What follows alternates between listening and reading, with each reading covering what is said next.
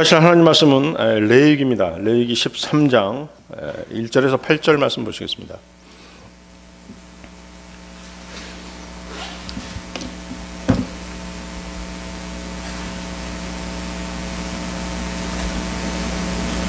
레위기 13장 1절에서 8절 말씀 찾으셨으면 제가 받도록 읽겠습니다. 주께서 모세와 아론에게 말씀하여 이르시되 어떤 사람의 살의 피부에 종기나 딱지나 반점이 생기고 그것이 그의 살 피부에서 납병같이 되거든 그를 제사장 아론에게나 그의 아들들인 제사장들 중 하나에게 데려갈 것이요 제사장은 그 살 피부의 병을 살펴볼지니 그 병의 털이 희게 되고 또 보기에 그 병이 그의 살 피부보다 우목하면 그것은 납병이니라.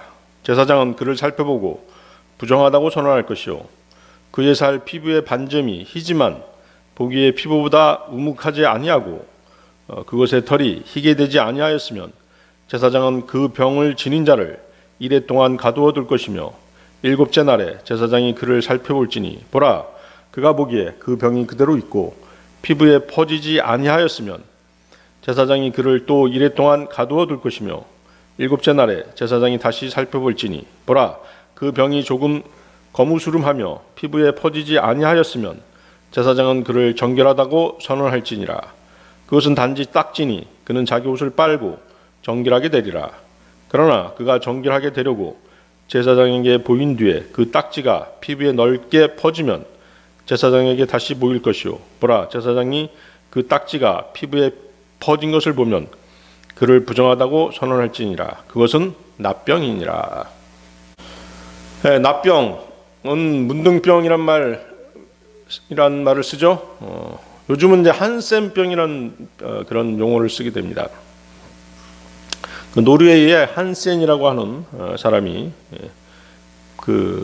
이 발병의 원인이 나균이었다라고 그래요. 그래서 그 나균을 발견함으로써 그의 이름을 따서 한센병이라고 부르게 됐습니다. 그래서 납병, 그 문둥병에 걸리면 발병된 부위가 광범위하게 빨간스름하게 홍반을 띠게 돼서 겉으로 보기에도 굉장히 흉측해지고 눈에 잘 띄는 그런 징후를 보인다고 합니다. 이 병이 더 악화되면 신체 말단부가 썩어 문드러지는 그런 지경에까지 이르게 되는데요. 정작 환자 본인은 그 통증을 느끼는 신경이 약해져서 그 통증을 못 느낀다고 합니다. 이때 송산된 피부에 또 2차적인 세균 감염이 일어나게 되면 고약한 냄새까지 풍기게 되는데요. 이것은 산채로 몸이 썩는 그런 증상을 보이는 것이 바로 납병, 문둥병이라고 합니다. 과거 문둥병은 치료 방법을 몰랐고 그 전염성과 병의 진행에 따른 끔찍한 결과 때문에 천형이라고 불렀습니다. 하늘에서 내린 그런 병이다, 저주에 가까운 병이다 라고 불린 것이죠. 지금은 의학의 발달로 치료제가 나와 있고 어느 기간 치료를 받고 관리를 받으면 치료될 수 있다고 합니다. 반면에 성경에서의 납병은 중근동 지방의 풍토병으로 세균이 아닌 곰팡이에 의한 것으로 치료하기가 매우 까다로운 그런 피부병으로 알려져 있습니다. 성경에서 납병은 죄의 예표가 됩니다. 납병은 전염병이기 때문에 사람들로부터 격리되어져야 했습니다. 그 죄 역시 그 전염성과 파급력으로 인해 여러 사람의 마음을 파괴하기 때문입니다. 납병이 피부가 썩어 문드러져도 고통을 못 느끼는 것처럼 죄 또한 본인이 그 심각성을 모르고 양심의 화인을 맞기까지 하며 죄의 무감각한 상태까지 이르게 되는 것입니다. 거기 3절 보십시오. 3절은 그 납병의 진단 방법입니다. 그 병의 털이 희게 되고 또 보기에 그 병이 그의 살 피부보다 우묵하면 그런 모양을 보이면 피부가 납병으로 간주합니다. 그렇지 않으면 일단 그를 격리시킵니다. 두 번의 격리 기간 14일이 지나면 제사장은 그의 피부를 다시 진찰하는데 환부가 다소 엷어지고 더 이상 피부에 퍼지지 않으면 단순한 피부병으로 진단을 하는 것입니다. 성경에서 납병에 대한 처음 기록은 어디에 나오죠? 하나님께서 모세에게 보여주신 그 표적에 나타났던 것입니다. 출애굽기 4장 6절에서 7절 말씀인데요.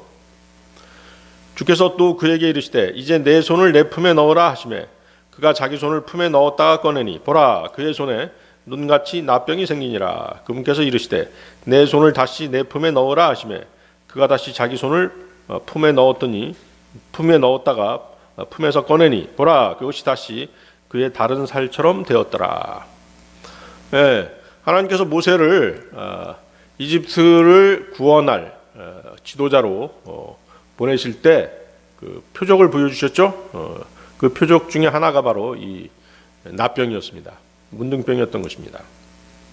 자, 모세가 손을 품에 넣었다는 것은 사람의 행동이 무엇과 마음과 연결된다는 것을 보여줍니다. 마음에 가득 품 것을 행동으로 나타나는 것이죠. 마가복음 7장 21절 23절. 근데 우리 마음속에 뭐가 있죠?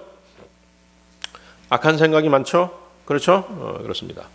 그래서 마가복음 7장 21절 23절 말씀 보면 속에서 곧 사람들의 마음에서 악한 생각, 간음, 음행, 살인, 도둑질, 탐욕, 사악함, 속임, 색욕, 악한 눈, 신성모독, 교만, 어리석음이 나오는데 이 모든 악한 것이 속에서 나와 사람을 더럽게 하느니라 라고 주님께서 말씀하셨습니다. 그래서 잠언 4장 23절 말씀을 보면 열심을 다하여 내 마음을 지키라 생명의 근원이 거기에서 나오느니라고 말씀하십니다.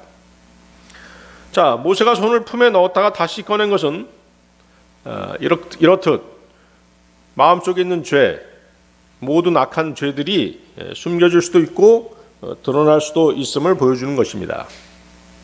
우리 하나님께서는 우리가 죄를 시인하고 자백하기를 원하시죠? 그렇습니다. 시편 32편 5절 말씀에 내가 주께 내 죄를 시인하고 내 불법을 숨기지 아니하며 또 이르기를 내 범법들을 주께 자백하리라 하였더니 주께서 내 죄의 불법을 용서하셨나이다. 셀라. 자, 그래서 우리는 이 죄를 숨기면 안 되는 것입니다. 우리는 항상 주님 앞에 무릎을 꿇고 자신의 죄를 자백을 해야 되는 것이죠. 그렇게 되면 긍휼이 풍성하신 하나님께서는 용서하시는 것입니다. 예수 그리스도의 보혈 때문에 용서하시는 것이죠. 자, 한편 모세가 손을 품에 넣었다가 다시 꺼낸 것은 하나님의 능력을 믿는 믿음과도 관련이 있습니다. 그가 다시 자기 손을 품에 넣었다가 품에서 꺼내니 보라 그것이 다시 그의 다른 살처럼 되었더라. 그렇죠? 납병에 걸렸다가 다시 회복되는 장면이죠. 복음에 순종하고 하나님의 말씀에 순종한 사람은 거듭난 영, 새로운 마음, 변화된 모습으로 살아간다는 뜻입니다. 성경에서의 문둥병은 죄에 대한 하나님의 진노의 표식입니다. 문둥병은 출애굽한 이스라엘 민족, 즉 거듭난 사람도 이 세상의 죄와 질병에 노출되어 있음을 보여줍니다. 그리스도인들이 항상 성별된 삶을 살지 않으면 이집트로 예표되는 세상의 더러움에 오염된 채 죄 가운데 살아가게 되는 것입니다. 오늘 이 시간에는 성경에서 납병에 걸린 몇 사람의 예화를 살펴봄으로써 그들의 죄의 원인이 무엇이었는지 또 그 죄들을 예방하기 위해서는 어떻게 해야 하는지를 알아보는 시간을 갖고자 합니다. 자, 문둥병에 걸린 사람들 첫 번째 여선지자 미리암. 민수기 12장 보십시오. 민수기 12장 1절에서 10절 말씀입니다. 자, 민수기 12장 1절에 10절 말씀. 모세가 에티오피아 여인과 결혼하였으므로 미리암과 아론이 그가 결혼한 그 에티오피아 여인으로 인하여 모세를 비방하니라.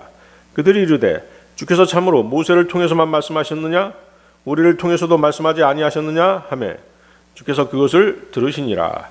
이제 그 사람 모세는 매우 온유하여 지면의 모든 사람보다 온유하였더라. 주께서 갑자기 모세와 아론과 미리암에게 이르시되 너희 세 사람은 회중의 성막으로 나오라 하시니 그들 세 사람이 나아가매 주께서 구름 기둥 가운데 내려오사 성막문에 서시고 아론과 미리암을 부르심으로 그 두 사람이 나아가니라. 그분께서 이르시되 이제 내 말들을 들으라. 너희 가운데 대언자가 있으면 나 주가 환상으로 나를 그에게 알리기도 하고 꿈으로 그와 말하기도 하려니와 내 종 모세와는 그리하지 아니하나니 그는 나의 온 집에서 신실한 자니라.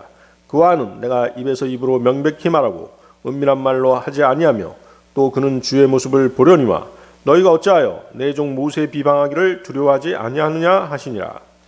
주의 분노가 그들을 향해 타오르며 그분께서 떠나심에 구름이 성막에서 떠나갔고 보라 미리암은 납병에 걸려 눈같이 희게 되었더라. 아론이 미리암을 보니 보라 그녀가 납병에 걸렸더라. 자, 이 내용은 예전에도 한번 설교했었죠. 영적 권위에 관한 내용을 설명할 때 한번 설교했던 그런 예화가 되겠습니다. 하지만 성경 말씀은 어떻습니까? 계속 반복해도 지나치지 않죠? 그렇습니다. 우리는 항상 하나님의 말씀을 되새김질할 필요가 있는 것입니다. 본문에 미리암이 문둥병에 걸린 것은 하나님께서 정하신 영적 권위의 질서를 어지럽히는 것이 큰 죄가 됨을 우리에게 상기시켜주고 계신 그런 예화가 되겠습니다. 1절 보십시오. 모세가 에티오피아 여인과 결혼하였으므로 미리암과 아론이 그가 결혼한 그 에티오피아 여인으로 인하여 모세를 비방하더라. 자, 본문의 에티오피아 여인에 대해서는 두 가지 설이 있습니다. 이 여인이 모세의 두 번째 부인이다 라고 하는 것이 그 첫 번째이고요. 두 번째 설은 그 에티오피아 여인이 모세의 아내인 시보라인데 그녀가 에티오피아 계통의 여성이라는 설이 그것입니다. 자, 어느 것이 정설일까요? 두 번째 설을 정설로 보시면 되겠습니다. 에티오피아에 대한 그 히브리어는 뭐냐면 쿠스입니다. 쿠스는 누구의 아들이죠? 쿠스는 함의 아들입니다. 함 아시겠죠? 함의 아들. 셈, 함, 야벳 있었죠? 함의 아들이죠. 그래서 그 흑인 계통이죠. 네? 그래서 에티오피아에 대한 히브리어 단어가 쿠스이기 때문에 그 어원을 추적해서 이제 우리가 알 수 있는 것입니다. 그래서 함족 계통의 그 에티오피아인을 아내로 맞아들인 것입니다. 근데 이제 그 아내 시프라가 누구하고 같이 있었습니까? 미디안 족속하고 같이 있었기 때문에 성경에서는 이제 그 미디안 족속으로 이렇게 표현이 되고 있는 것이죠. 아시겠죠? 그래서 이제 그 모세가 이집트에서 도망했을 때 그 미디안 족속에게 가서 몸을 의탁했지 않습니까? 그 미디안 족속 가운데 시보라와 그의 가족들이 섞여 있었던 것입니다. 자, 그런데 이제 문제의 핵심은 결혼 문제가 아니었죠. 물론 이제 모세는 하나님을 믿지 않는 함족 계통의 에티오피아 여인과 결혼을 안 했으면 좋았겠지만 그때 당시 모세는 어땠어요? 상당히 그 위급한 상황이었지 않습니까? 또 몸을 어디 의탁할 그런 곳이 없었지 않습니까? 이집트에서 좀 쫓겨난 상황이었고 도망하는 상황이었기 때문에 그 미디안 족속에게 몸을 의탁해야 되는 그런 절박한 상황이었던 것입니다. 성경에 나오는 예수 그리스도를 예표하는 인물들이 이방인과의 결혼을 우리는 종종 보게 되죠. 과거에 요셉이 그랬죠. 요셉이 이집트 여인과 결혼하는 모습, 또 여기 모세가 또 이렇게 그 에티오피아 여인인 시프라와 결혼하는 모습은 다 뭐예요? 이방인들이 구원을 받아서 교회가 형성되고 그 교회가 무엇이 되는 것입니까? 예수 그리스도의 신부가 되는 것이죠. 그렇죠? 그래서 여기 그 요셉이라든가 모세는 다 뭐예요? 예수 그리스도의 예표가 되는 인물들이거든요. 그래서 예수 그리스도께서 교회를 신부로 맞이하는 그런 예표가 되는 것입니다. 그렇다고 해서 신약 교리가 그리스도인이 구원받지 않는 이방인과의 혼인을 뭐 장려한다든가 권하지는 않습니다. 아시겠죠? 오히려 금하고 있습니다. 여러분들이 그 점은 유념해서 알고 계셔야 할 것입니다. 자, 아론은 모세의 형이고 미리암은 모세의 누나입니다. 가정의 질서가 세워지려면 나이 어린 모세는 형과 누나의 권위에 순종해야 합니다. 그렇죠? 가정이든 직장이든 또 군대든, 특히 군대 같은 경우는 어떻습니까? 유계 질서가 분명해야 되겠죠? 그 명령 체계가 확실해야지만이 군인들이 군대에 나가서 오합지졸들이 되지 않는 것입니다. 본문 말씀은 하나님이 세우신 영적 권위 질서에는 나이와 연륜에 관계없이 하나님께서 선택하셔서 권위를 위임한 사람에게 순종해야 함을 보여주시는 것입니다. 미리암과 아론은 모세가 에티오피아 여인과 혼인한 것에 대해서 가족관계의 질서의 근거에서 책망할 수 있는 것이죠. 그러나 미리암이 순전히 모세를 비방할 목적으로 혹은 모세가 위임받은 권위를 시기해서 하나님께서 명령하신 사역을 책망하는 부분으로 비난이 이어진다라고 하면 그것은 하나님께서 세우신 영적 권위 질서를 무너뜨리는 그런 행위가 된다는 것입니다. 이러한 행위들은 모세를 세우신 하나님의 권위에 대한 도전이 되는 것이죠. 거기 아론과 미리암이 뭐라고 얘기합니까? 주께서 참으로 모세를 통해서만 말씀하셨느냐? 우리를 통해서도 말씀하지 아니하셨느냐라는 말 속에 그들의 모세의 권위에 대한, 영적 권위에 대한 시기심을 엿볼 수 있는 것입니다. 자, 시기심은 뭐라고 말씀드렸습니까? 누군가가 갖고 있는 것을 빼앗거나 또 자기도 갖고 싶다는 욕망이 되어 있는 것이 시기심입니다. 반면에 또 질투도 있죠. 질투는 자기 자신이 가진 것을 빼앗긴 것에 대한 진노의 표출입니다. 하나님께서는 질투하시는 분이시죠? 그렇습니까? 그렇습니다. 하나님께서는 여러분을 사랑하시는데 여러분이 다른 우상들에게 눈을 돌린다든가 세상에 혹은 육신의 마음이 빼앗겨 있다면 하나님은 즉시로 질투하시는 분이십니다. 자, 모세는 하나님께로부터 이스라엘 백성을 이끌도록 택함을 받았고 하나님의 권위를 위임받았습니다. 그런데 아론과 미리암이 가족 관계의 지위를 이용해서 형과 누나라는 그 지위를 이용해서 모세의 영적 권위에 도전했을 때 그것은 다름 아닌 하나님의 권위에 대한 도전이 된다는 것입니다. 아론과 미리암은 한 가족의 일원으로서 동생의 잘못을 나무랄 수 있습니다. 그러나 하나님의 권위를 위임받은 부분에 대해서는 모세를 비방해서는 안 되는 것입니다. 또 모세가 무슨 잘못을 한 것이 없지 않습니까? 그렇죠? 자, 거기 어떤 말씀이 나옵니까? 이제 그 사람 모세는 매우 온유하여 지면의 모든 사람보다 온유하였더라. 자, 온유하다. 그 사람이 온유하다라고 하는 표현 쓰죠. 그렇죠? 그 사람의 어떤 인격적인 부분입니다만 그리스도인들에게서 그 사람이 온유하다라고 하는 것은 그 사람이 어떤 상태에 있다는 것입니까? 내적으로 굉장히 평안한 상태에 있다는 것이에요. 그리스도인이 평안 가운데 있다라고 하는 것은 그 평안은 누가 주시는 거죠? 하나님께서 주시는 것이에요. 하나님께 모든 것을 의탁한 사람이 평안 가운데 있게 되는 것입니다.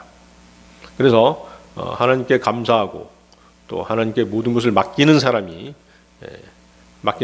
하나님께서는 그 평안을 주십니다. 하나님의 은혜죠. 그런 사람이 뭐예요? 온유해 줄 수 있는 것입니다. 자, 하나님께서는 어떻습니까? 미리암과 아론이 모세에게 주신 영적 권위 질서를 무너뜨리는 그런 행태를 결코 묵과하지 않으시죠. 그래서 하나님께서는 세 사람을 회중의 성막 문 앞으로 불리십니다. 그리고 하나님께서는 뭐라고 말씀하십니까? 그는 나의 온 집에서 신실한 자니라. 그와는 내가 입에서 입으로 명백히 말하고 은밀한 말로 하지 아니하며 또 그는 주의 모습을 보려니와 너희가 어찌하여 내 종 모세의 비방하기를 두려워하지 아니하느냐. 자, 모세가 여기서 예수 그리스도의 예표로 나오는 것이죠. 자, 그렇게 말씀하시면서 하나님께서 모세의 편에 서시고 모세의 권위를 다시 확고하게 세워주시는 것입니다. 자, 이 사실로 우리가 미루어 알 수 있는 것은 영적인 권위는 세상 질서나 인간의 뜻에 의해서 얻어지는 것이 아니라는 사실입니다. 영적 권위는 하나님의 선택하심에 따라 주어진다는 사실을 하나님께서 확실하게 보여주시는 장면입니다. 하나님의 사역과 관련해서 모세를 비방한 것은 하나님을 비방한 것이 되고, 하나님이 택하신 영적 권위자를 비방한 것은 하나님이 세우신 영적 권위 질서를 어지럽힌 그런 죄가 된다는 것을 하나님께서 선언하신 것입니다. 자, 그리고 나서 어떻게 됐습니까? 미리암이 바로 문둥병, 납병에 걸려버리고 말죠. 그렇습니다. 문둥병이 죄를 상징한다고 말씀드렸지 않습니까? 죄와 문둥병은 전염성이 있고 그 결과가 아주 치명적입니다. 그래서 미리암은 타인들과 접촉할 수 없도록 차단되어져야만 했습니다. 그러자 아론이 즉시 자신들이 저지른 죄를 자백하고 하나님께서 임명하신 모세의 영적 권위를 인정하고 복종하는 장면이 나오는데요. 거기 민수기 12장 11절 12절 보십시오. 민수기 12장 11, 12절. 아론이 모세에게 이르되 슬프나이다 내 주여, 우리가 어리석게 행하여 죄를 지었으니 간청하건대 그 죄를 우리에게 돌리지 마소서. 부디 그녀가 자기 어머니 태에서 나올 때 살이 반이나 썩어 죽은 자같이 되지 말게 하옵소서. 그렇죠. 제사장인 아론은 그 문둥병을 판단하는 그런 위치에 있지 않습니까? 그래서 문둥병의 증상이 어떻다는 걸 잘 알고 있었기 때문에 그 문둥병의 무서움을 견주어서 이런 간구를 하는 것이죠. 간청을 하는 것입니다. 어떻게 간청했습니까? 아론은 동생인 모세를 주여라고 불렀죠. 그렇습니다. 모세의 권위에 복종하고 용서를 구하고 미리암을 위해 간절히 예언한 것입니다. 그러자 모세는 미리암의 죄를 중보하게 되죠. 그렇습니다. 거기 13, 14절이 바로 그 내용입니다. 모세가 주께 부르짖어 이르되 오 하나님이여, 간청하건대 이제 그녀를 고쳐 주옵소서 하니라. 주께서 모세에게 이르시되 그녀의 아버지가 그녀의 얼굴에 단지 침을 뱉었을지라도 그녀가 이랫동안 부끄러워하지 아니하겠느냐? 그녀를 이랫동안 진영 밖에 가두고 그 뒤에 다시 안으로 받을지니라 하시니. 자, 미리암은 7일간 진영 밖에서 외부와 차단되어져야 했습니다. 하나님께서 위임하신 권위의 질서를 어지럽힌 자신의 죄를 담당하고 또 회개해야 했던 것입니다. 이 사건으로 인해서 하나님의 임재하심이 중단되었죠. 그렇습니다. 이스라엘을 인도하던 하나님의 구름 기둥이 다시 장막에 내려올 때까지 가나안 땅을 향해 나아가던 이스라엘의 모든 여정이 중단된 것입니다. 교회 안에서 생기는 모든 문제들 가운데 영적 권위에 대한 문제가 가장 큰 문제입니다. 영적 권위에 대한 문제가 해결되지 않으면 어떠한 문제도 해결되지 않는 것입니다. 교회의 근간이 흔들리는 그런 문제인 것이죠. 거기 15, 16절도 보십시오. 민수기 12장 15, 16절.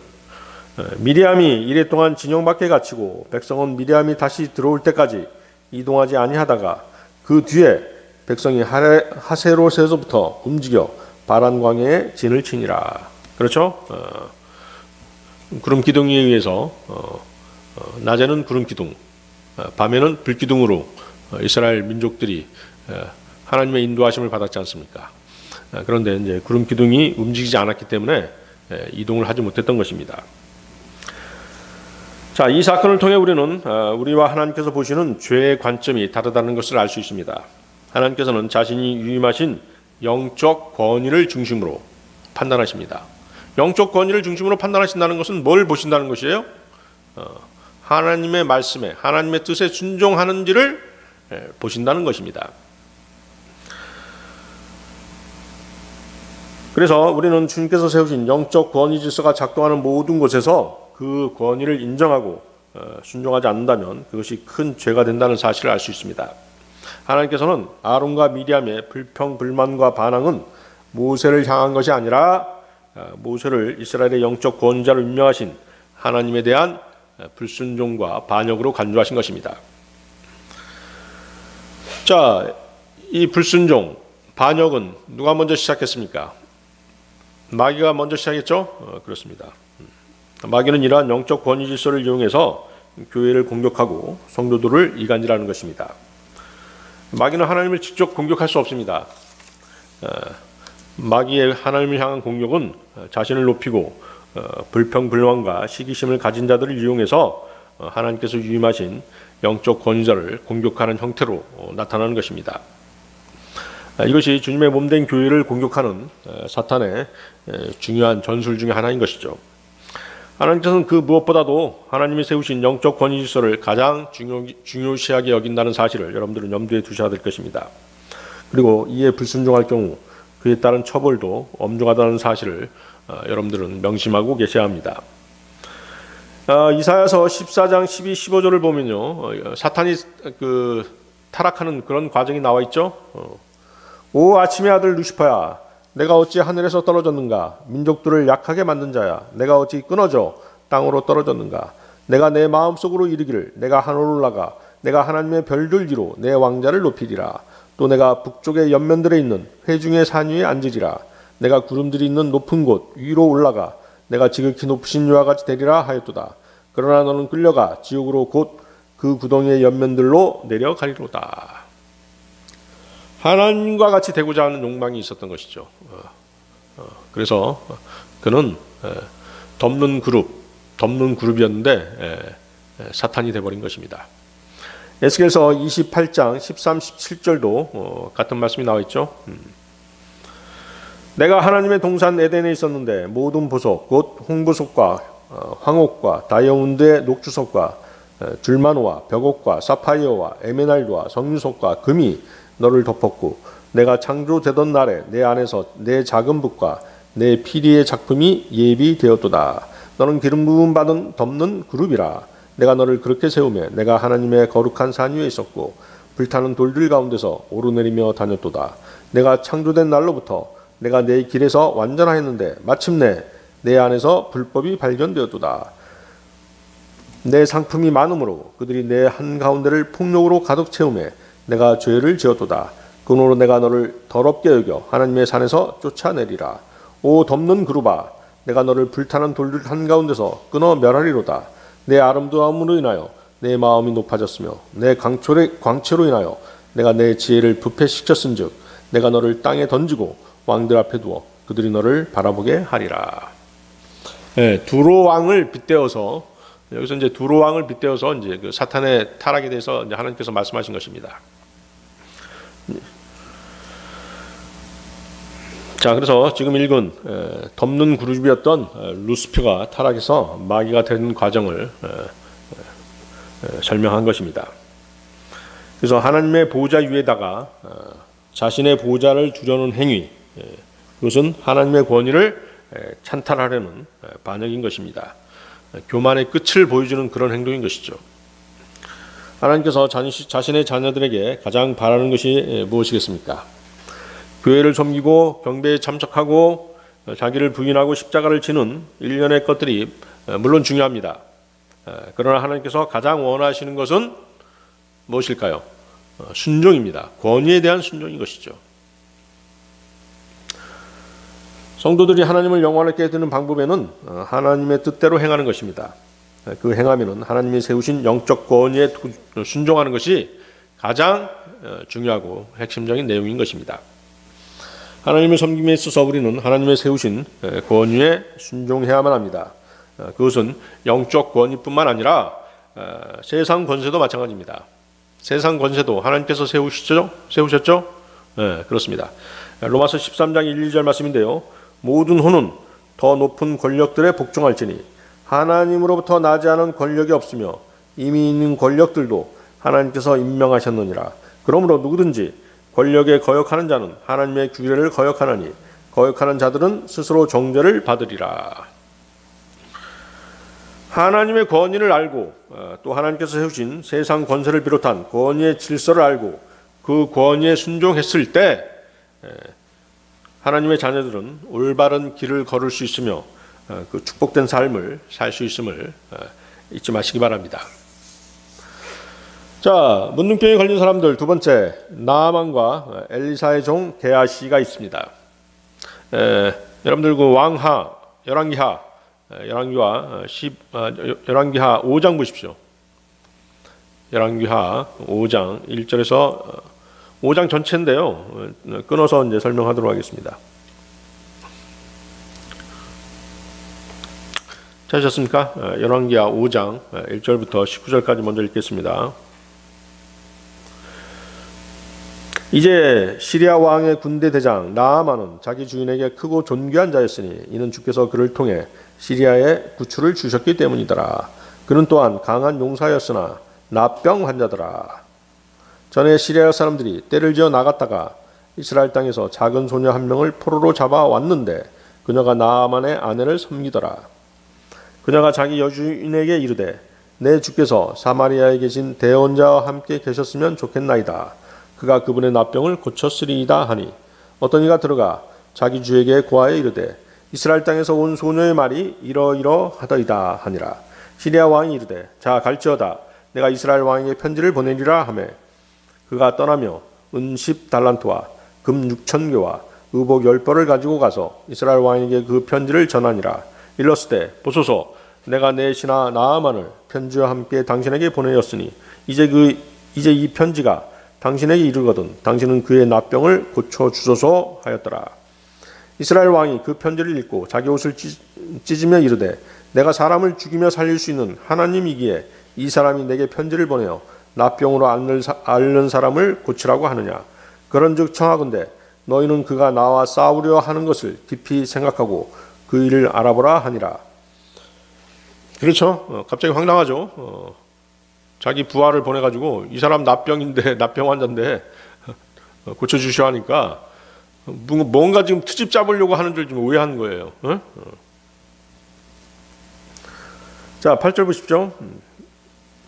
하나님의 사람 엘리사가 이스라엘 왕이 자기 옷을 찢었다는 것을 듣고 왕에게 사람을 보내어 이르되 왕이 어찌하여 왕의 옷을 찢었나이까. 이제 그 사람을 내게로 오게 하소서.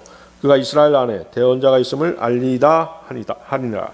이에 나아만이 자기의 말들과 병거를 거느리고 와서 엘리사의 집문에 서니 엘리사가 사자를 그에게 보내어 이르되 가서 요르단 속에서 7번 씻으라. 그리하면 내 살이 다시 나와 내가 정결하게 되리라 하니라. 자, 요르단 강물을 얘기하는 것이죠. 요르단 강물을 얘기하는 것입니다. 그러나 나아만이 노하여 물러가며 이르되 보라 나는 그가 분명히 내게로 나와 서서 주 자기 하나님의 이름을 부르고 그 부위를 손으로 쳐서 납병 환자를 회복시킬 줄로 생각하였도다. 다마스쿠스의 아바나와 바르발강이 이스라엘의 모든 물보다 낫지 아니하냐? 내가 거기서 씻으면 정결하게 되지 아니하랴 하고 이에 돌아서서 분노하며 떠나가니 그의 종들이 가까이 나와 그에게 말하여 이르되 내 아버지여 만일 대언자가 주인에게 명하여 어떤 큰 일을 행하라 하였더라면 주인께서 그 일을 행하지 아니하셨으리까? 그런즉 하물며 그가 주인에게 말하기를 몸을 씻어 정결하게 되라 함이니이까 하매 이에 그가 내려가서 하나님의 사람의 말대로 요르단 속에 7번 몸을 담그니 그의 살이 다시 나와 어린아이의 살같이 되고 그가 정결하게 되었더라. 그가 자기의 온 무리와 함께 하나님의 사람에게로 돌아가서 나아가 그 앞에 서서 이르되 보소서 내가 이제 이스라엘 외에는 온 땅에 하나님이 없는 줄을 아나이다. 그러므로 이제 원하건대 당신의 종에게서 복된 선물을 받으소서 하였으나 그가 이르되 내가 서서 섬기는 주께서 살아계심을 두고 맹세하노니 내가 아무것도 받지 아니하리라 하매 그가 그것을 받으라고 강건하되 그가 거절함으로 나아만이 이르되 그러면 원하건대 2마리 노새의 짐이 될 만큼의 흙을 당신의 종에게 주지 아니하시겠나이까?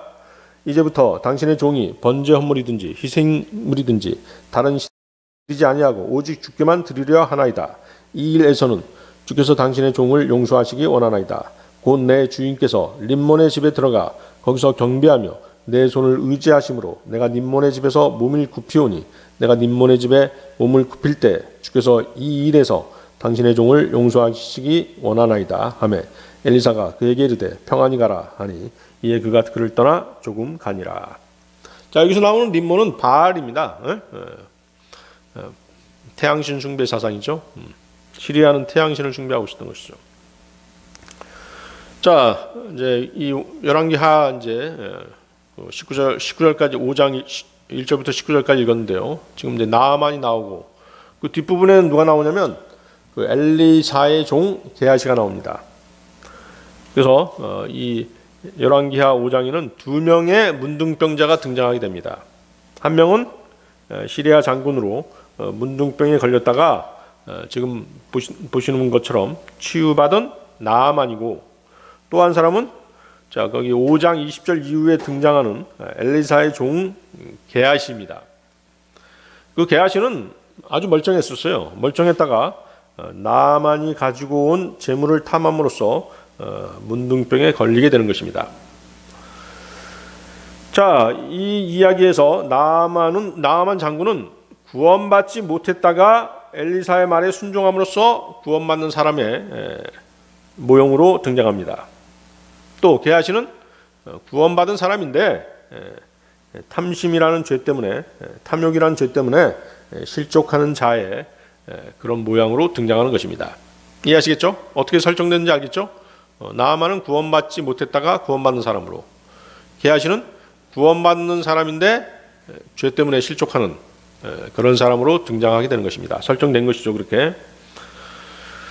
자, 나아만 장군이 시리아라고 하는 이방 나라의 장군이었다는 의미에서 그는 유대인이 거부한 복음을 듣고 구원받는 이방인의 모형도 되는 것입니다.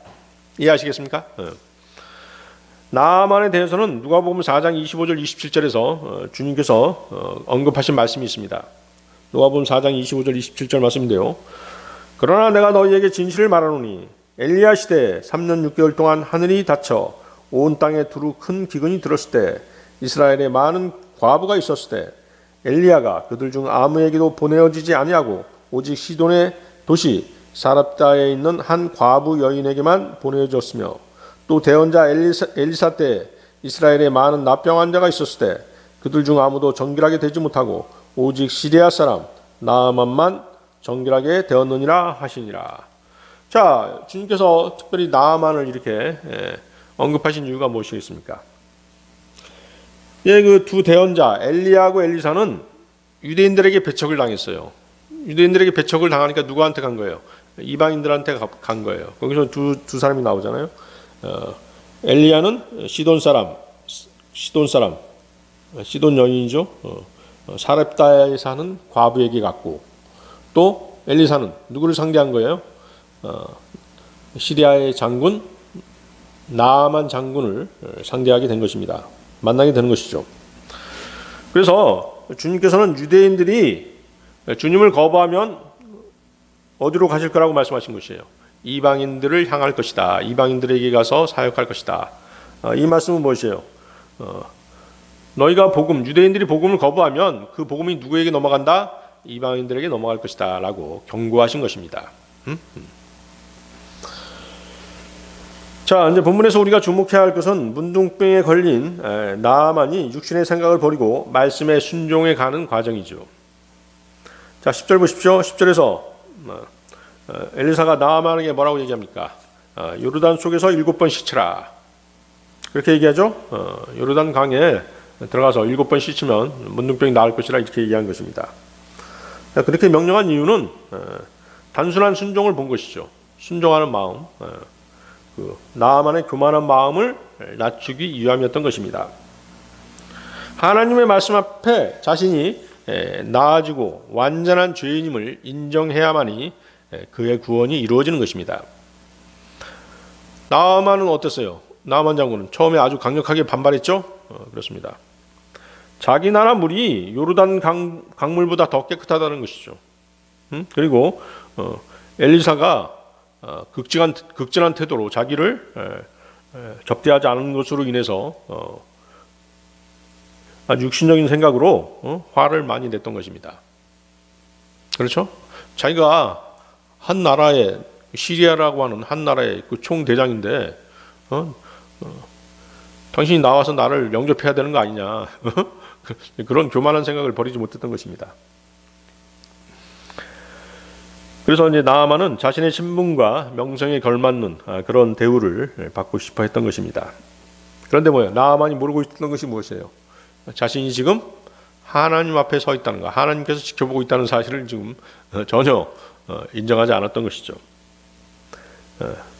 그에게 필요한 것, 나아만에게 필요한 건 무엇이었습니까? 강으로 내려가서 물속으로 들어가는 그 낮아지는 과정이었던 것이죠. 아시겠습니까?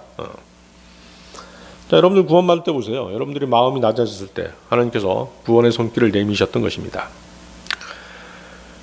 자, 그래서 돌아가려고 그랬었어요. 자기가 대접을 못 받으니까 돌아가려고 하는데 어떻게 했어요? 그 나아만 장군이 데려온 종들의 간곡한 청에 의해 마음이 움직였죠. 아니, 저 그 대언자가 뭐 이스라엘을 한 바퀴 뛰어갔다 오면은 낫겠다라고 한다면 그 말 듣지 않겠느냐? 그렇지 않겠어요? 아니면 뭐 저기 높은 산 한번 올라갔다 내려오면 낫겠다라고 하면 당신이 그렇게 했을 거 아니냐? 근데 물속에 들어가서 7번 씻으라고 하는 게 얼마나 쉬운 일이냐? 너무 쉬운 일 아니냐? 그렇게 이제 이렇게 이제 이해를 시킨 것이죠. 그러자 어떻게 돼요? 나아만 장군의 마음이 움직였죠. 그래서 마음이 움직인 그는 인간적인 생각과 교만한 마음을 버리고 말씀에 순종함으로써 마침내 문둥병이 낫게 된 것입니다. 자, 인간의 죄를 제거하실 수 있는 분은 누구세요? 하나님 한 분이시죠. 문둥병자가 자신의 병이 나았을 때 드리는 정결 의식을 보면은 어린 양의 피와 어린 양의 기름을 드립니다. 자, 뭔가 연결이 되죠? 어린 양의 피, 어린 양의 기름. 그것이 뭐예요? 주님의 살과 피를 상징하죠. 레위기 14장 25절 27절 말씀인데요.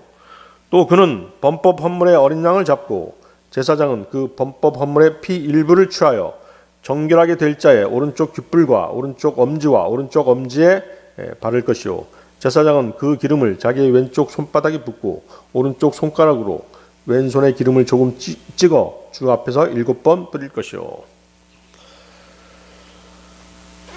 그 바로 뭐예요? 정결 의식입니다. 정결 의식. 바로 이제 어린 양의 피와 어린 양의 기름, 주님의 살과 피를 상징하는 것들이 나오게 되는 것이죠. 그래서 요한복음 6장 54절도 보면 누구든지 내 살을 먹고 내 피를 마시는 자에게는 영원한 생명이 있나니 마지막 날에 내가 그를 일으키리라. 나아만 장군은 이제 엘리사에게 자신의 문둥병을 고침받은 것으로 인해서 감사의 선물을 주고자 하죠. 그러다 어떻게 돼요? 엘리사는 그것을 거절합니다. 자, 여기는 어떤 의미가 있을까요? 복음은 또 진리는 돈으로 사고 파는 것이 아니라는 것입니다. 마태복음 10장 8절 말씀 보면 병든 자들을 고쳐주고 납병 환자들을 정결하게 하며 죽은 자들을 살리고 마귀들을 내쫓되 너희가 거저 받았으니 거저 주라. 거저 받았으니 거저 주라. 라고 하는 것이 이제 주님의 명령인 것이죠. 또 계시록 21장 6절 말씀도 보면 또 내게 이르시되 다 이루어졌도다. 나는 알파와 오메가요 시작과 끝이라. 내가 목마른 자에게 생명수의 샘에서 값없이 주리라. 하나님께 주시는 구원의 선물, 구원은 값없이 주시는 것입니다. 여러분의 공로하고 아무 상관없죠? 그렇습니다. 여러분의 행위하고 아무 상관이 없는 것입니다. 자, 이제 나아만은 갓 구원받은 사람들이 그렇듯이 옛날 습성을 버리지 못하고 자기 방식대로 하나님을 섬기자고 합니다. 거기 17절, 18절 내용이 바로 그것입니다. 장성한 그리스도인들은 이제 막 구원받았거나 어린아이 상태에 머물고 있는 사람이 있으면 인내심을 가지고 그를 세워줘야 하는 것입니다. 로마서 15장 1절 2절 말씀인데요. 그런즉 우리 강한 자들은 마땅히 약한 자들의 연약함을 담당하고 우리 자신을 기쁘게 하지 말아야 하리라. 우리 각 사람은 자기 이웃을 기쁘게 하여 그의 유익을 구하고 그를 세워주어야 할지니라. 그렇죠? 우리가 형제 자매들하고 이렇게 교제하다 보면 믿음이 연약한 그런 지체들이 있다는 것입니다. 그래서 자신의 유익, 자신의 그 어떤 이기적인 마음만을 앞세울 것이 아니라 형제 자매들이 실족하지 않도록 그들을 세워주는 것을 먼저 생각해야 한다는 것입니다. 자, 우리가 이 비유에서, 이 예화에서 우리가 알 수 있는 분명한 사실은 나아만 장군이 문둥병을 치유받고 또 하나님께 영광을 돌리고 또 또 하나님의 은혜에 감사했다는 것입니다. 그리고 그 나아만 장군이 하나님을 믿음으로써 이방 나라인 시리아에 하나님이 어떤 분이신지가 알려지게 되었다는 것이 가장 중요한 일이겠죠. 자, 여러분들 이제 또 그 밑에 보십시오. 열왕기하 5장 20절부터 또 보겠습니다. 20절부터 27절. 또 문둥병에 걸린 사람이 나오죠. 그러나 하나님의 사람 엘리사의 종 게하시가 이르되 보라 내 주인이 이 시리아 사람 나아만에게서 의문을 면제해 주어. 의문을 면제해 주었다는 건 뭐냐면 이제 그 문둥병을 고쳐줬는데 아무것도 받지 않은 거에 대해서 이제 불만이 생긴 거예요. 뭘 좀 받아야 되는 거 아니냐 이거. 그런 이제 나쁜 생각을 가지게 된 것이죠. 의문을 면제해 주어 그가 가지고 온 것을 그의 손에서 받지 아니하였도다. 그러나 주께서 살아계심을 두고 맹세하노니 내가 그의 뒤를 따라 달려가서 무엇이든지 그에게서 취하리라 하고 이에 게하시가 나아만의 뒤를 쫓아가매 나아만이 자기 뒤에서 그가 달려오는 것을 보고 병거에서 내려 그를 맞이하며 이르되 다 잘 있느냐 한즉 그가 이르되 다 잘 있나이다 하고 내 주인께서 나를 보내시며 이르시되 보라 지금 대언자들의 아들들 중에 두 청년이 에브라임 산에서 내게 왔으니 원하건대 그들에게 은 1달란트와 옷 2벌을 주라 하시더이다 하매 나아만이 이르되 흡족히 여기고 2달란트를 받으라 하고는 그에게 강권하며 은 2달란트를 옷 2벌과 함께 두 주머니에 넣어 묶어주고 자기의 두 종에게 그것들을 지어주매 그들이 게하시 앞에서 그것들을 지고 가니라. 성체의 이름에 그가 그것들을 그들의 손에서 취하여 집에 두고 그 사람들을 보내어 떠나가게 하니라. 그러나 그가 들어가서 자기 주인 앞에 서매 엘리사가 그에게 이르되 게하시야 내가 어디서 오느냐 하니 그가 이르되 당신의 종이 아무데도 가지 아니하였나이다 하매 그가 그에게 이르되 그 사람이 자기 병거에서 다시 돌아서서 너를 맞을 때 내 마음이 너와 함께 가지 아니하였느냐. 지금이 돈을 받으며 옷을 받으며 올리브밭이나 포도원이나 양이나 소나 남종이나 여종을 받을 때냐. 그러므로 나아만의 납병이 내게 굳게 붙고 내 씨에게 영원토록 붙으리라 하니 그가 그의 앞에서 떠나가며 납병 한 자가 되어 눈같이 희게 되니라. 납병이 누구한테 옮겨갔어요? 게하시한테 옮겨가 버렸죠. 자, 아까 말씀드렸다시피 게하시는 뭐예요? 나아만과 달리 구원받은 사람의 모형이 되는 인물입니다. 게하시가 납병에 들었다는 것은 무엇 때문이었습니까? 그의 탐욕 때문이었던 것이죠. 성경에서 탐욕을 우상숭배라고 말씀하십니다. 골로새서 3장 5절 말씀인데요. 그러므로 땅에 있는 너희 지체들을 죽이라. 그것들은 음행과 부정함과 무절제한 애정과 악한 욕정과 탐욕이니 탐욕은 우상숭배니라. 자, 게하시는 하나님의 말씀을 값없이 전한 것이 아니라 대가를 바라고 전하는 싹군 목자의 또 예표가 되는 것입니다. 그런 행동을 한 것이죠. 그는 또한 물욕의 눈이 어두워서 하나님의 말씀을 거부한 거짓 선지자 누가 있었습니까? 이스라엘을 하나님께서 저주하도록 사주한 발라암 같은 그런 존재였던 것이죠. 그런 행동을 한 것입니다. 하나님께서 주신 10계명 가운데 몇 번째 계명이 탐욕에 가는 것입니까?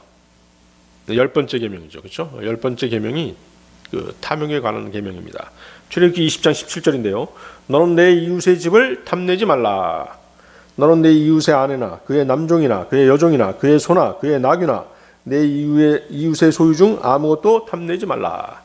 이 10번째 계명이 탐욕에 관한 계명이에요. 그럼 10번째 계명을 어기게 되면 몇 번째 계명을 다 어기는 것이에요? 탐욕이 우상숭배니까 하나님을 섬기는 계명, 1계명, 2계명, 3계명을 다 어기는 것과 마찬가지인 것입니다. 아시겠습니까? 그래서 게하시는 이렇듯 탐욕에 물들어서 납병에 걸리게 되는데 납병이 바로 죄라고 말씀드렸죠. 그 구원받은 그리스도인들도 조심하지 않으면 이렇게 죄에 물들어서 살 수밖에 없는 그런 비참한 처지가 되는 것입니다. 자, 문둥병에 걸린 사람들. 자, 마지막 세 번째 우시야 왕에 대한 얘기인데요. 역대하 26장 보십시오. 역대하 26장 16절에서 21절 말씀입니다. 역대하 26장 16절에서 21절 말씀. 자, 찾으셨으면 제가 받들어 읽겠습니다. 역대하 26장 16절에서 21절 말씀. 그러나 그가 강하게 되매 그의 마음이 높아져서 그가 파멸에 이르렀으니, 자, 지금 이제 그 우시야 왕에 대한 얘기입니다. 이는 그가 주 자기 하나님께 범법하고 주의 성전에 들어가 분향제단에 분향하려 하였기 때문이더라. 제사장 아사랴가 주의 제사장들 곧 용맹한 자들 80명을 데리고 그의 뒤를 따라 들어가서 그들이 우시야 왕을 막으며 그에게 이르되, 우시야여, 주께 분향하는 일은 왕에게 속하지 아니하고 오직 분향하기 위하여 거룩히 구분된 아론의 아들들인 제사장들에게 속하였으니 성소에서 나가소서. 왕이 범법하였은즉 주 하나님으로부터 그 일로 인해 영예를 얻지 못하리이다 하니라. 그때 우시야가 화를 내며 분향하려고 손에 향로를 들었는데 그가 제사장들에게 화를 낼 때 주의 집에서 분향 제단 옆에서 제사장들 앞에서 그의 이마에 납병이 솟으니라. 수 제사장 아사랴와 모든 제사장이 그를 보니 보라, 그의 이마에 납병이 있으므로 그들이 그를 거기서 쫓아내었고 주께서 그를 치셨으므로 참으로 그도 속히 나가니라. 우시야 왕이 죽는 날까지 납병 환자로 지냈고 납병 환자이므로 외딴 집에 거하였더라. 그가 주의 집으로부터 차단되었으므로 그의 아들 요담이 왕의 집을 다스리며 그 땅의 백성을 재판하였더라. 자, 우시야 왕에 대한 얘기인데요. 자, 우시야 왕은 아주 어린 나이에 왕이 됐어요. 16살에 왕이 되었죠. 그는 하나님 보시기에 올바로 행했고 매사에 하나님께 기도하는 그런 통치자였습니다. 그러기에 하나님께서 그를 축복하셨고 그의 우시야의 영도하에 유다 왕국은 점점 더 영토를 넓혀갔고 이집트 접경까지 영토를 넓혀갔습니다. 이집트 접경까지 이제 영토를 넓혀갔다는 얘기는 하나님께서 이스라엘에게 주신 대부분의 영토를 회복했다는 것입니다. 그래서 우시야 7세 때 유다가 아주 강성한 그런 국가가 되었던 것입니다. 그런데 어때요? 말년에 그 조상들이 그랬던 것처럼 교만이 싹 텄고 그것이 그를 멸망으로 이끌어갔던 것입니다. 그의 멸망의 원인은 교만으로 인해 하나님의 율법을 마음대로 어긴 것입니다. 본문에서 보다시피 유다는 엄격히 어때요? 엄연히 재정분리 사회였습니다. 재정분리 국가였던 것이죠. 네?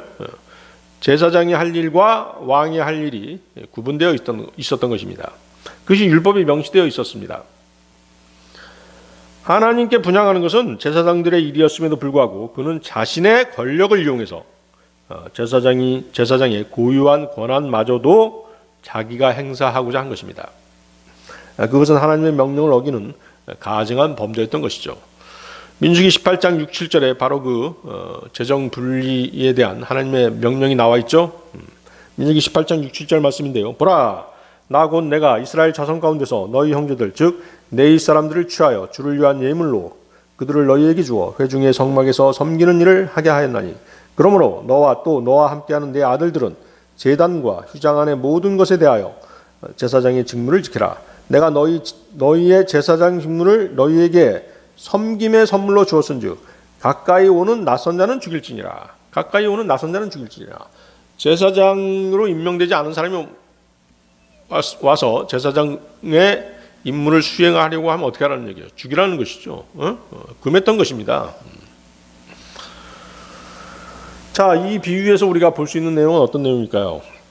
자금의 교회 시대에도 일부 타락한 목사들이 무소불위의 종교 권력을 휘두르며 성도들을 지배하거나 교회 안에 계급을 만들어서 사조직화하는 등 그런 일련의 일들로 인해서 성경에서 명령하지 않은 그런 일들을 행하다가 타락하고 멸망하는 것을 우리가 보는 것입니다.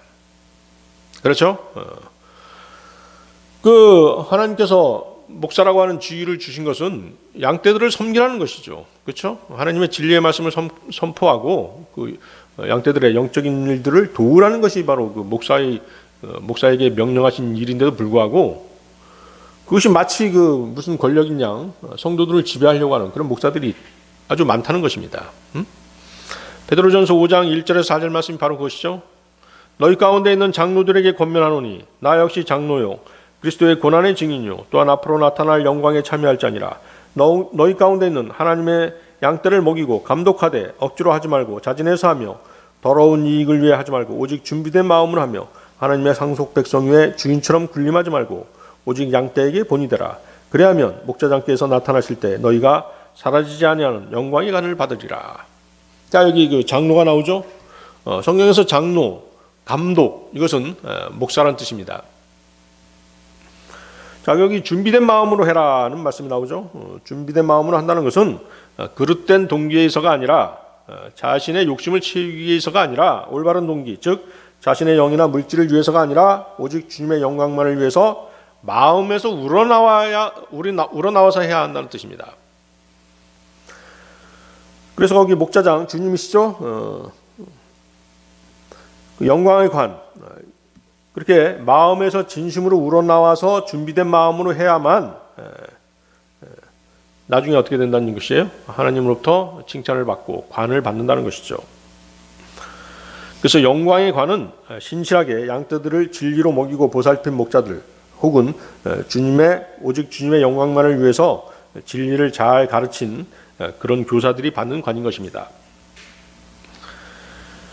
자, 이렇게 보통 성도들을 지배하려고 하는 목사들이 있지 않습니까? 그것은 뭐예요? 사심이 있기 때문에 그런 것이에요.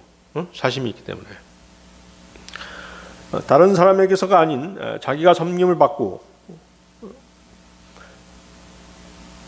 다른 사람에게서 자기가 섬김을 받고 보살핌을 받으려고 할 때 그때 나오는 것이 바로 뭐예요?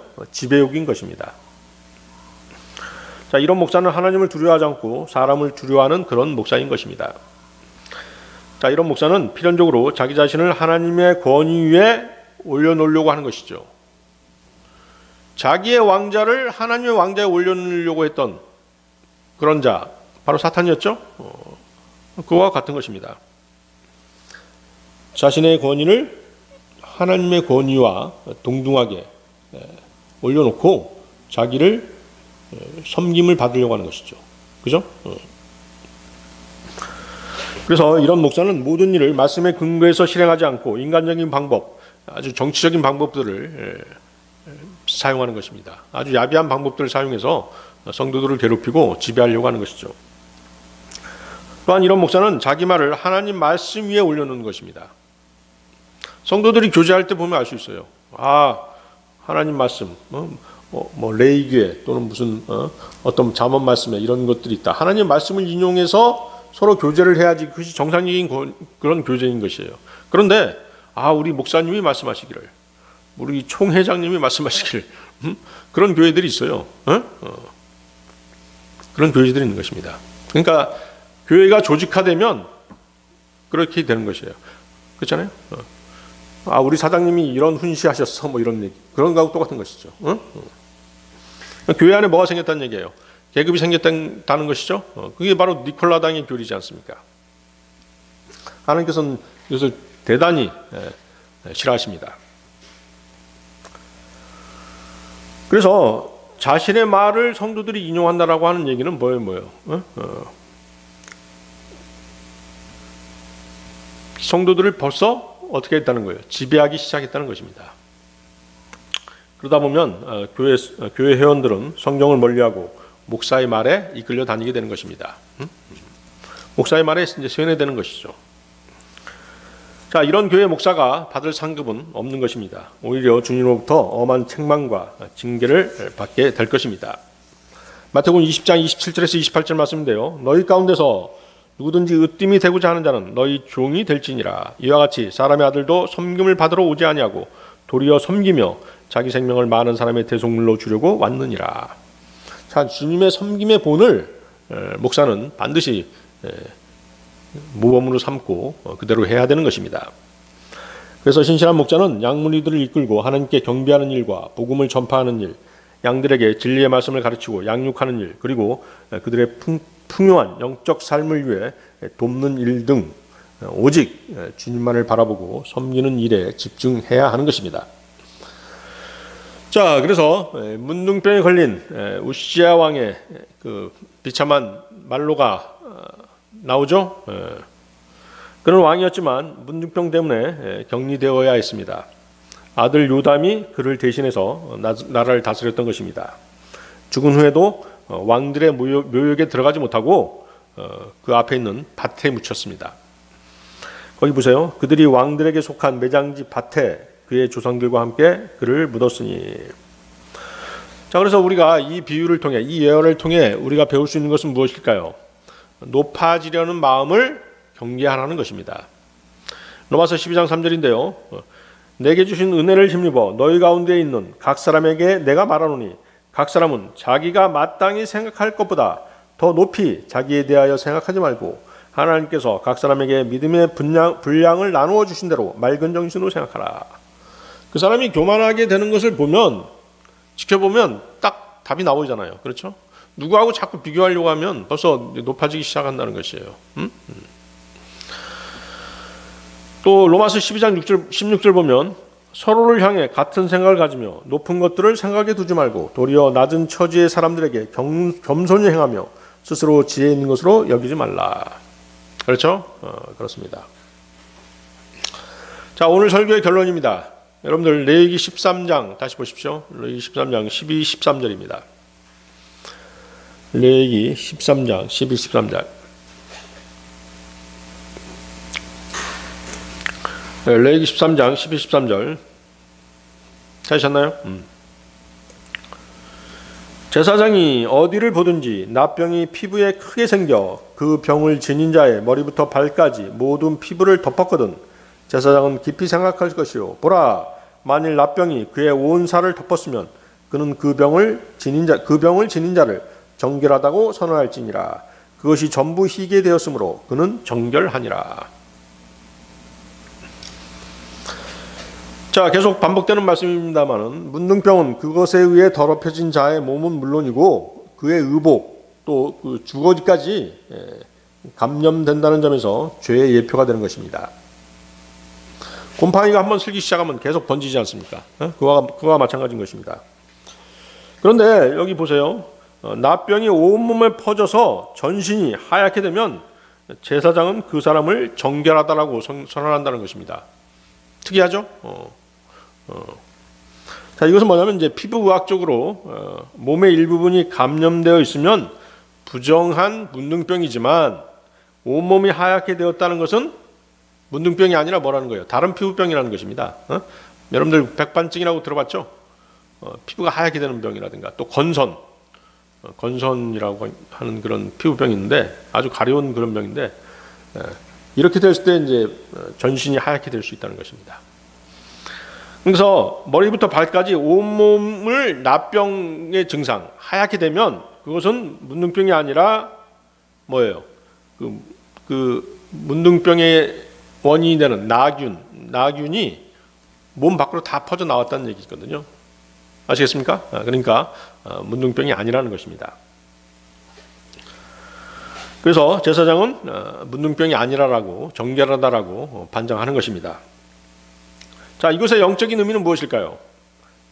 자신의 일부만 죄인이고 일부는 의인이라고 주장한다면 그는 정하다, 정결하다, 즉 의롭다라고 하는 판정을 받을 수 없다는 것입니다. 이해하시겠습니까? 나는 머리끝에서 발끝까지 완전한 죄인입니다 라고 시인해야만 하나님께서는 그를 정결하다라고 판정하시고 그의 죄를 용서해 주시는 것입니다. 자신의 의를 조금이라도 내세우는 사람은 예수 그리스도의 의를 신뢰하지 않는다는 뜻입니다. 이해하시겠습니까? 또 한편으로 이 사실은 여러분이 진리의 복음에 순종했을 때 옛사람이 십자가에 못 박혀 죽었음을 의미합니다. 자, 이것은 이제 우리 신앙생활 할 때 더욱더 필요한 것인데요. 나는 내 육신은 십자가에 못 박혀 죽었어. 내 옛사람은 십자가에 못 박혀 죽었어.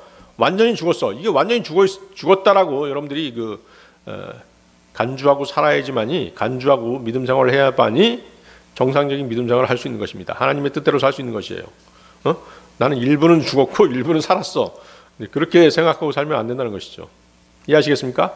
머리부터 발끝까지 나는 다 하얗게 됐어. 완전한 문둥병자야. 나는 완전히 죽었어. 십자가에서. 이렇게 생각해야 된다는 것입니다. 여러분들 롯의 아내 롯의 아내가 무엇이 됐습니까? 소금 기둥 됐죠. 머리부터 발끝까지 완전히 하얗게 된 것이에요. 그것을 연상하시면 이제 쉬울 것입니다. 로마서 6장 6, 7절에 어떤 말씀이 있습니까? 우리가 이것을 알거니와 우리의 옛사람이 그분과 함께 십자가에 못 박힌 것은 죄의 몸을 멸하여 이제부터는 우리가 죄를 섬기지 아니하게 하려 함이니 죽은 자는 죄로부터 해방되었느니라. 우리 옛사람이 십자가에 못 박혀서 완전히 죽었다는 거, 여러분들은 그 사실을 명심해야 될 것입니다. 갈라디아서 5장 24절 말씀에도 그리스도께 속한 사람들은 예착들과 정욕들과 함께 육신을 십자가에 못 박았느니라. 자, 거듭날 때 여러분의 옛사람은 그리스도와 함께 십자가에 못 박혀 죽은 것입니다. 거듭날 때 여러분은 그리스도 안으로 성령 침례에 의해 주님의 지체가 되었습니다. 그러기에 주님 안에 있는 사람은 옛사람이 십자가에서 못 박혀 죽은 사람이고, 새롭게 거듭난 그는 의롭다, 정결하다고 판정받은 사람입니다. 이것이 온몸에 문둥병이 들어서 하얗게 됨으로써 정결하다고 판정받는 이유인 것이죠. 이해하시겠습니까? 네, 좋습니다. 다 같이 기도하시겠습니다.